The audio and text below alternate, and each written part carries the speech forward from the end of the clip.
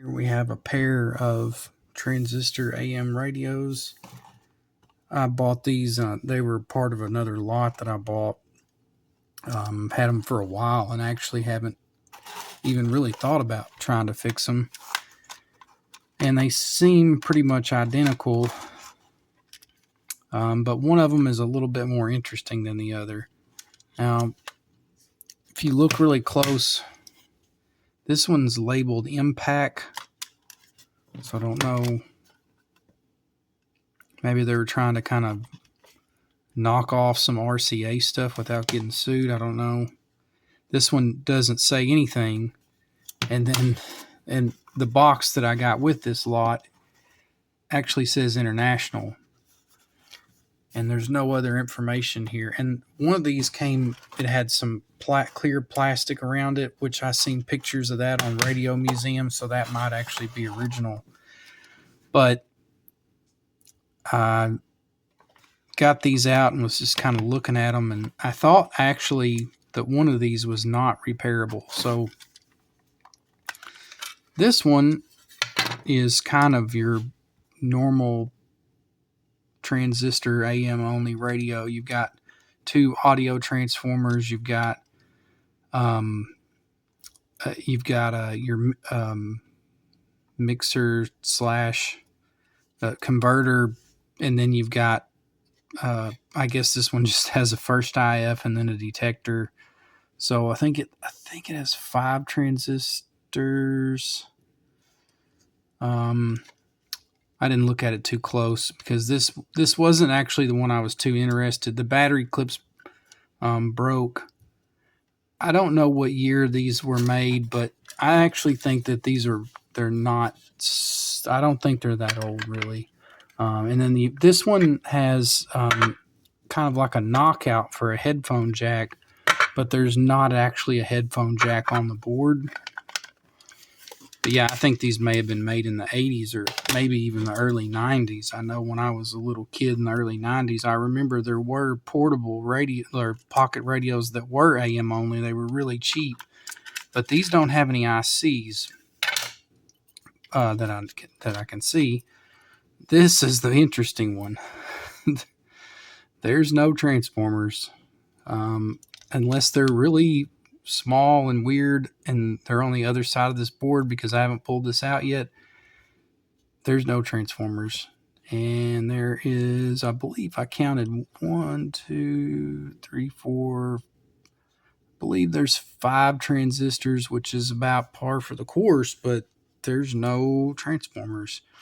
And when I opened this up when I got it and I seen there was no transformers and I seen the way the other one looked, I didn't look at it too closely because there were so many radios in the lot, but I thought that somebody had broke the board or something. But if you look really close, it's got these serrations like it was kind of cut that way with a machine, sort of. So I think these two models are kin to each other somehow.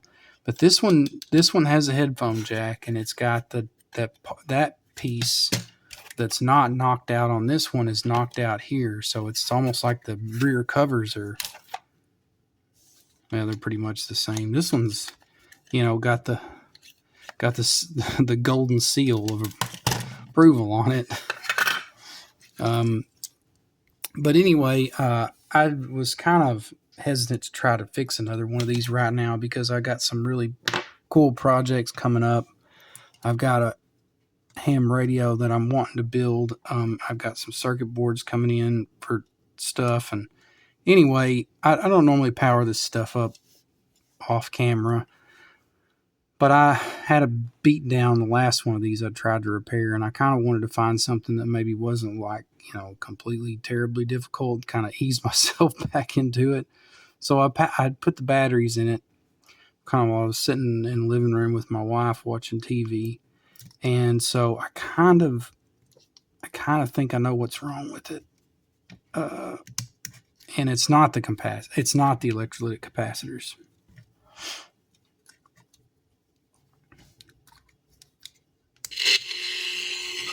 So when I powered it on originally, it did nothing. It was just completely silent, and I kept hearing a pop. And I thought, that's okay, maybe the electrolytics or something. And then I couldn't get a pop or anything, and played around with it for a while. And I finally figured out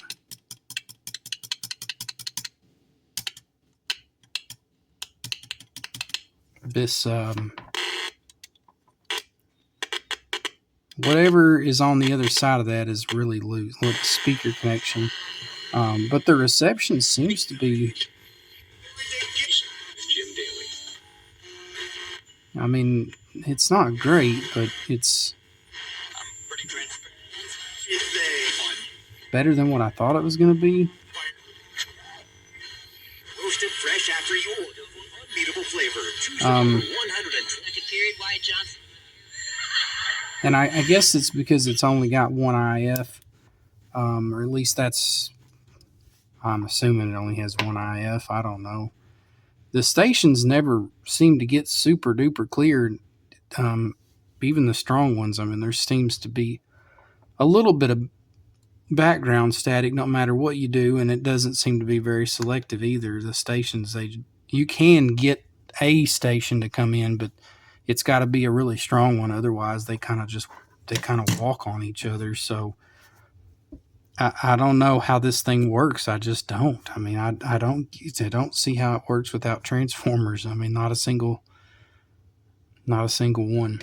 So so that's kind of why I decided to actually go ahead and make a video about it, because I was like, maybe somebody out there knows how this works or understands how you could make one without an audio transformer or any transformers. Now, I know you could get away without audio transformers. I think I worked on one that didn't have audio transformers, but also if these batteries were center tapped, I think I could understand how you could build an audio amplifier without a transformer and it not be crazy inefficient, but they're not. I mean, there's only 2 wires coming from this battery pack, so that's 3 volts all day long. And this is an 8 ohm speaker, or at least that's what it's labeled as. So again, I don't know how it works, and I wish I did. And I can't find any information about it on the internet. All the brand names that kind of correspond to this, it's showing it. All the pictures on Radio Museum and whatnot, they're showing this. The one with, again, this is kind of like what you would expect to see. So I thought, this is, there's got to be somebody else out here that's seen this or that has one or something. But I'm gonna pull this board out and fix this.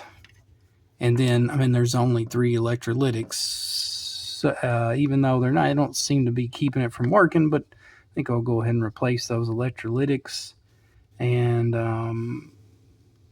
then maybe I can see something on the other side of this board that will give me a clue as to how it works without transformers. So we'll check back when I have more information, or when I get some parts changed. Okay, so I got the circuit board out of it, and there was a trace lifted on the other side of the headphone jack. So that's why that was why when I tapped it with my finger, it would start working. Because the speaker output in the headphone jack are the speaker output, or let me there's a wire coming from the volume control, and it goes to the headphone jack and then back down to the circuit board, and then the speaker output is there. So I don't even think they have a resistor or anything for the headphone jack. I've seen some of them, they'll have a resistor, but they couldn't spare the money for this. Interesting, the capacitors. Someone's worked on this radio before, and I thought that they probably had, because when I went to peel back the cover on the front, which is I thought that I needed to get to some screws. Come to find out that I didn't really have to do that, but somebody had already peeled that back to expose one of the screws. And when I started to look at the board, after I pulled the first capacitor out, is when I kind of noticed that someone's probably worked on it before, because the first capacitor I pulled out was a Rubicon, and that struck me as odd that this super cheap radio would have Rubicon capacitors. Two are Rubicons, and one of the other ones was some brand I hadn't heard of, like a Wendell or something. But it was still a name brand, which seems to be somewhat unusual, or pretty unusual for these cheap Chinese radios. But what really gave it away was I seen a couple, especially one of the capacitor, where it's actually this one here. This part of the board, they had two of the connections kind of bridged up with solder, and it was because the trace was lifted there, is what I found out. And I could tell that someone had soldered on it, and the joints looked really cold, but that nothing, it wasn't look like too crazy or anything. They just looked a little on the cold side. But so I got all the capacitors changed, and then this thing, man, if you look at it wrong, the traces just lift. I had to deal with every capacitor. There's only 3, but every one of them had problems with lifted traces. And I mean, probably some of that's because, they were apparently, at least 2 of the 3 would have been changed before. So that's probably why the capacitors were still good, because someone's changed them. But they looked like old capacitors. The Rubicons, I have a lot of Rubicon capacitors. I don't have any that exactly look like that. So I think whoever done this, it was probably a long time ago, or they just had a bunch of older capacitors laying around, or a combination of the two. Anyway, I had to desolder one of the power wire going to the battery pack, because it had rubbed a hole in the insulation where it goes through the hole in the PCB there. So I put a piece of heat shrink around it, because the copper is still intact very well. It was just the insulation was kind of torn a little bit. And since I had to desolder that wire anyway, I thought, and I thought this is going to be kind of a boring video, because all I did was just change a couple of few capacitors and fix that one loose solder joint. So I thought, let's play with this new milliamp meter that I got, because the radio seems to be working fine. And that's what you get. And even if the volume's all the way down, it just pegs it out. So there's got to be a short, but the radio seems to work perfectly. As far as if you were just, I don't have the tuner knob on it right now, but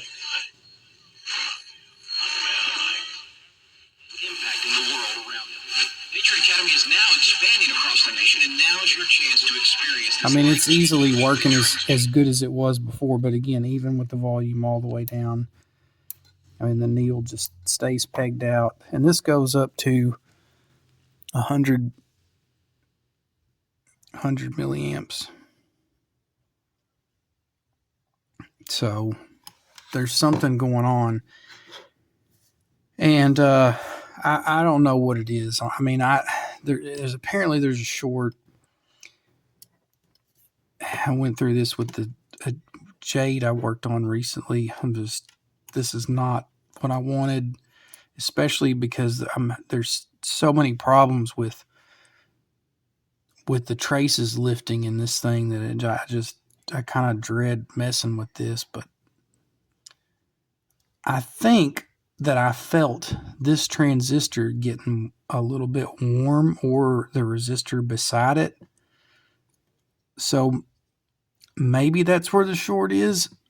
But then again, I mean, maybe it doesn't have a short. There's no transformers in it. This thing could use a ton of power. I don't think it would use over 100 milliamps. So with the volume all the way down, that seems crazy. But I don't want to rule that possibility out. So at this point, I think I'm just it's not going to be, no time's going to pass for y'all, but I think I'm just going to kind of put this down for today, maybe come back tomorrow or the next day and kind of just take a deep breath and think about how I want to, what calculated moves I want to make to try to find that short. I have a infrared thermometer, and I guess I could try that. Beyond that, I don't really know what to do. Wherever the short is, it's not affecting the operation of the radio, and that's what's surprising to me, because I would think there'd be some pretty big voltage drops somewhere with it using over 100 milliamps with the volume all the way down, but it doesn't appear to affect the functionality at all. So I'm thinking that something some component has got a short in it. Well, obviously, and I've looked at the traces and I can't find any shorts there. I guess I'll check that again, but it could be that one of those ceramic capacitors is leaking DC. We know it's not an electrolytic because it just changed all those. So, yeah, it's possible. Hopefully whoever changed those electrolytics before, they didn't put any in backward, because I put them back the way I found them. But I don't think that's the case, because, again, it seems to work just the same as before I changed them. So, realistically, with no transformers, there's kind of a limited number of components here that can have a short. And I would think the resistor's obviously not too likely to be a short. Ceramic capacitors, definitely they can short. So that's a possibility. And then the transistors could short, but I would think that would affect the operation. As I think a shorted ceramic would too. So I'm definitely stumped here.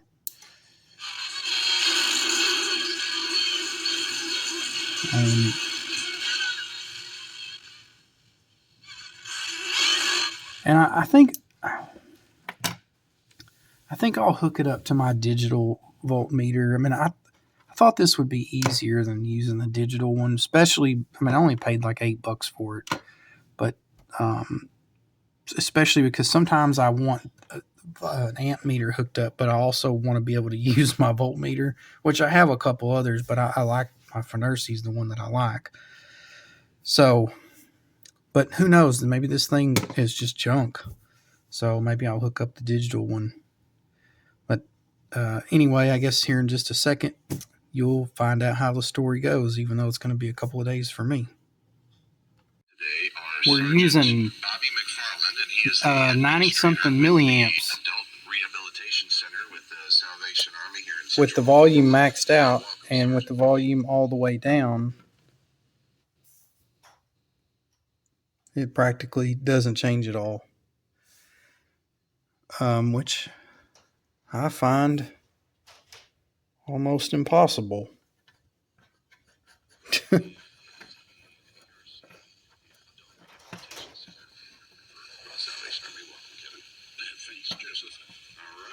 So somebody, maybe Sergeant McFarland, please help me make sense of how all these. I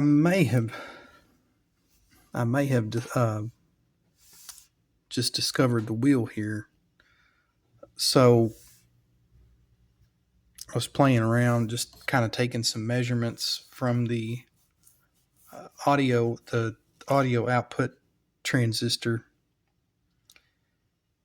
and I'm going to set my camera here so that you can see the meter while I'm doing this. That way my head will not be in your view. And the radio's on right now. I'm going to turn the volume all the way down. So there's off. That's volumes all the way down, low as it'll go, which again, I think you kind of know where this is going. But at least I can sort of prove my theory.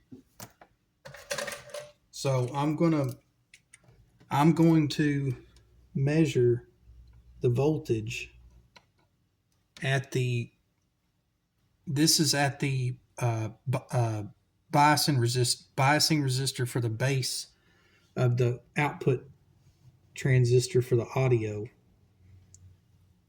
And it's about 0.640, which is, that's right at what you would expect. Okay, here is the voltage for the collector.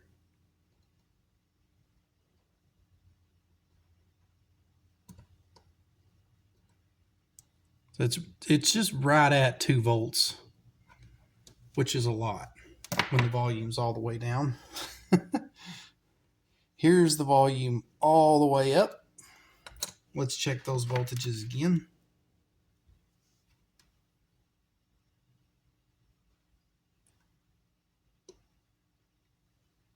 So there's our 0.641. We got we basically got another 2 or 3 hundredths of a volt there. Or I'm sorry, thousandths of a volt. We got a couple extra millivolts. And then there's our 2 volts again, right at the collector. So that's kind of a roundabout way of me figuring out that it's a Class A amplifier. I don't know why they chose a Class A amplifier. At first I thought, okay, maybe something's broke. Maybe there's a bad resistor or something. But I don't think that's the case, because if it were a Class B amplifier, I think the base voltage would change a little bit. Of course, I'm measuring the DC, but I don't see how that could make a lot of difference. As the volume goes up and down, as I turn the volume control up and down, to me it seems like there would have to be enough of a change in the DC biasing to get it to operate in Class B mode. I guess, unless, you know what, I'll just put this on AC. I guess we could check that. I don't really suspect I don't think we'll see anything different, but who knows? We'll just, while we're here,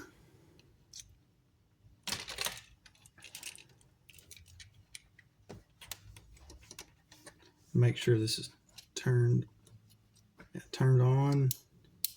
There's our volume all the way down.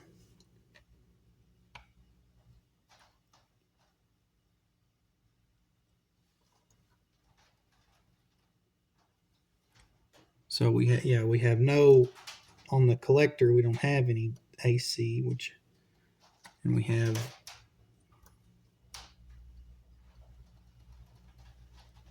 practically no AC at all with the volume all the way down. And let's go volume all the way up.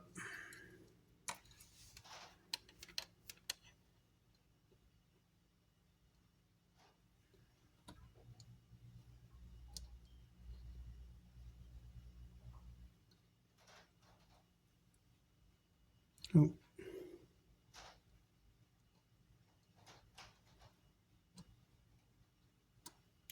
That very, very little.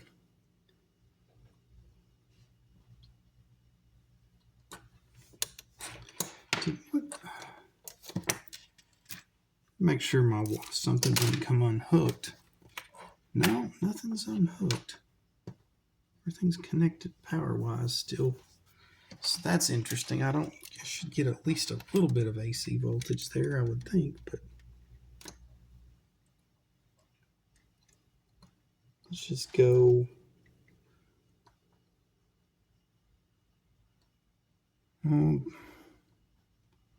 just kind of measuring across the transistor, but I'm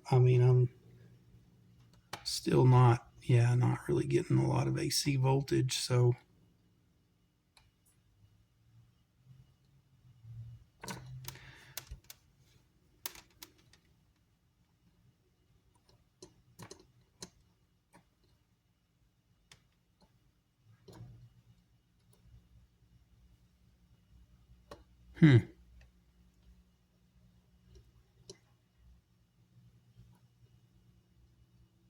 and you can see it kind of, there's a little there.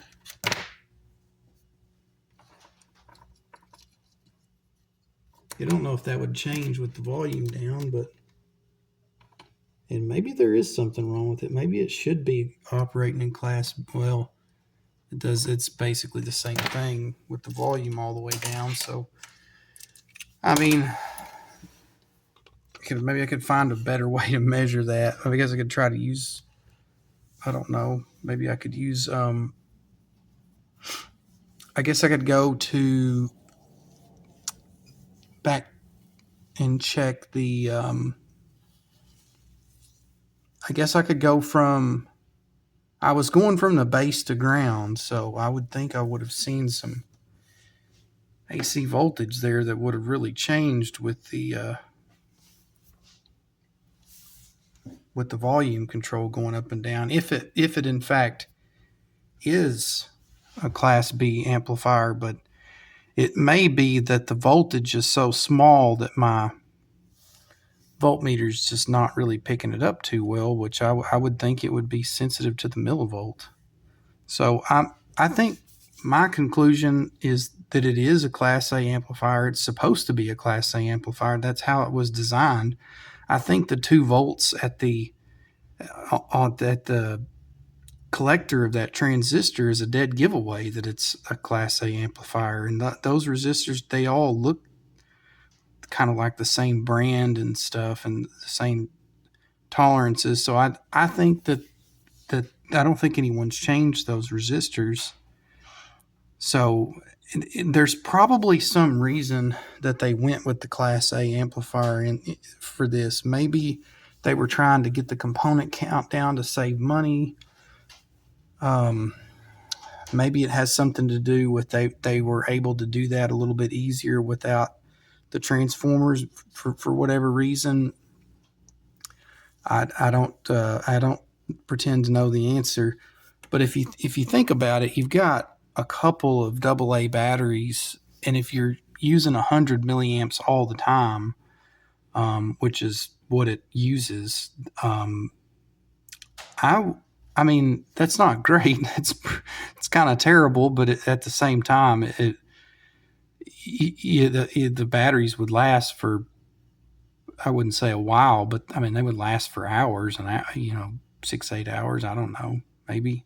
So I guess it being such a super cheap radio, I guess that was acceptable to whoever designed it. But I'll play around with it for a little bit more and see if I can't come up with another conclusion. But I do believe it's a Class A amplifier. On that AC voltage I did, it was in the last place I looked. So I've got a probe kind of clamped on to the collector of that audio output transistor, and so I get the volume pretty low right now. As I turn the volume up, you're going to see more AC current coming into that collector, and as I turn it down, it goes down. I kind of need an extra hand to hold everything over here perfectly, but you get the idea.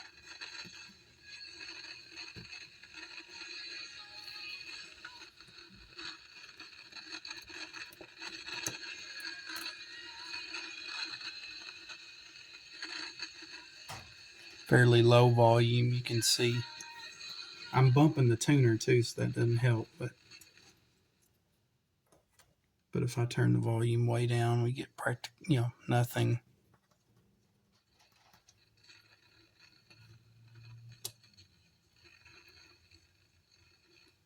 turning it up. I guess I could retune it, but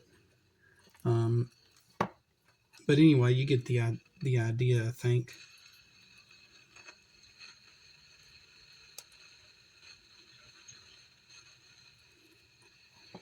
So I guess the AC current comes in.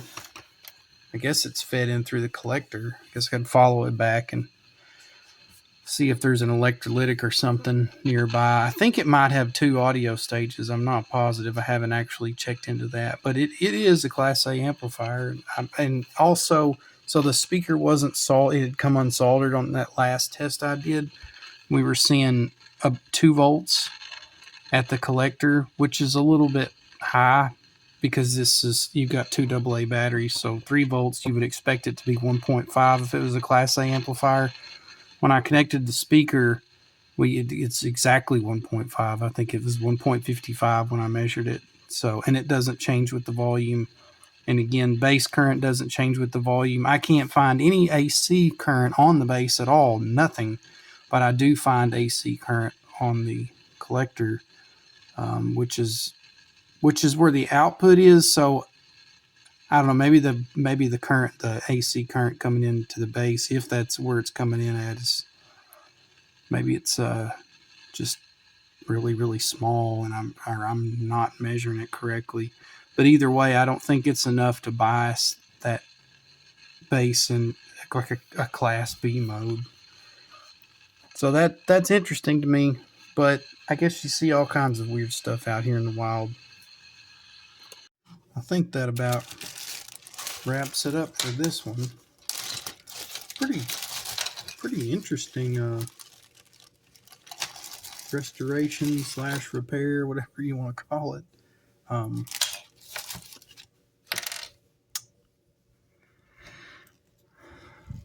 Yeah, I guess you see weird stuff when you do this on a regular basis. I don't know. Okay, that was a little bit much.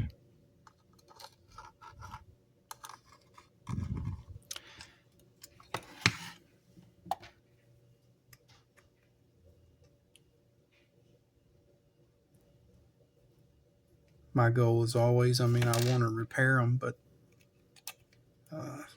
it's really more about just trying to learn than anything.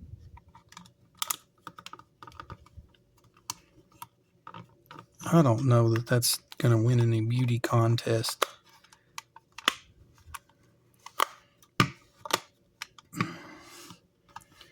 But I'm pretty certain that I don't care.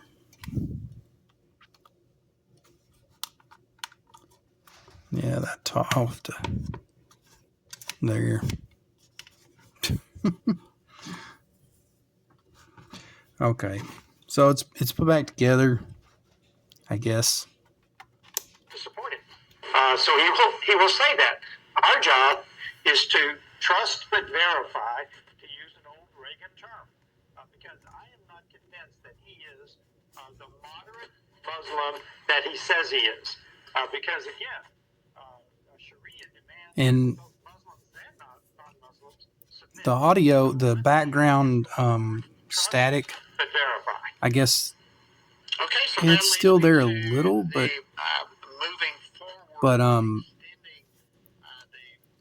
could be picking up some interference or something. Our dryer's running. The hallmark of me doing a YouTube video. It's like, can't do a YouTube video unless there's appliances going nearby. But I think changes the capacitors help that. I think it kind of solved that problem, and it only gets just a few stations. The reception is not very good. Only gets the strongest stations in my area, and then the weaker stations, some of them it'll kind of sort of get them, but they're let me get my component tester and we'll look at these capacitors. I always put them in a little bag, and actually I just put this back in the radio when I'm in the battery compartment. I'll obviously not going to leave the batteries in it. but I didn't test these when I took them out, so I guess it would be semi-interesting.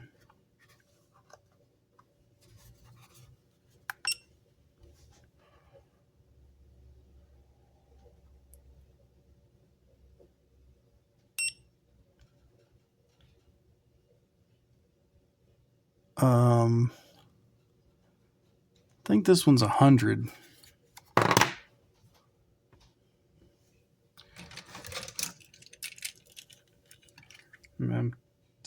Yeah, 100 testing, 123, 1 ohm of ESR.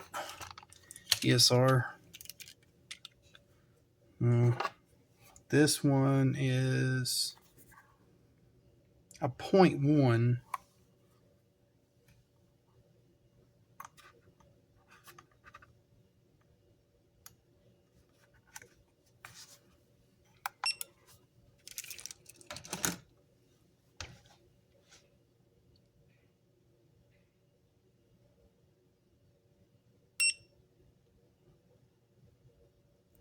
Well, this says 116 nanofarad, so I guess that one's not completely terrible. I mean, that seems to be within tolerance. And this last one, this was a Rubicon, one microfarad.